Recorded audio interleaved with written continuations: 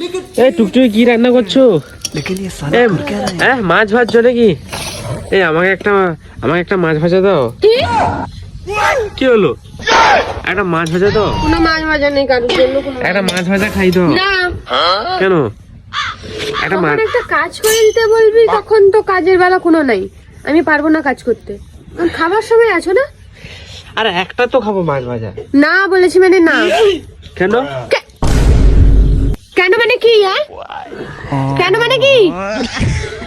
তুমি তাহলে মাছ ভাজা আমি তাহলে পাবো না? না। এই এতগুলো মাছ ভেজেছো, একটা মাছ ভাজা দিলে কি হবে?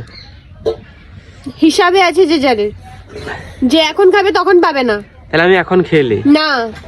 হ্যাঁ, এখন খেলে তখন আবার তোমাকে ভাগ কে দিবে?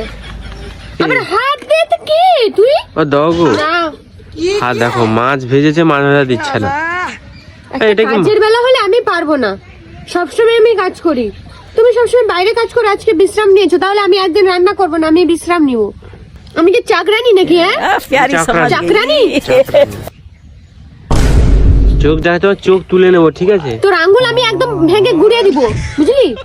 আর আঙ্গুল দেখাবি না, একদম একদম গরম খুন্তি আছে, দিলে আমি চাউন করে উঠে। তাহলে দেবে না তাহলে? হাঁটা এখান থেকে। দেখো মাছ ভাজা নিয়ে পালাচ্ছে।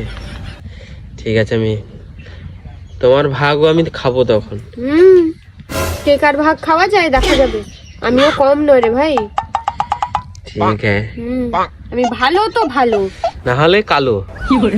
আর যখন একবার আমার মাথা গরম হয়ে যাবে না, হ্যাঁ তো কি হবি? একবার টাক আমি গুড়িয়ে দিব একবারে। তোমার মাথা আমি ফাটিয়ে দেবো। যাও তো এখান থেকে, যাও যাও, আমার কাজের ক্ষতি হচ্ছে তোমার জন্য।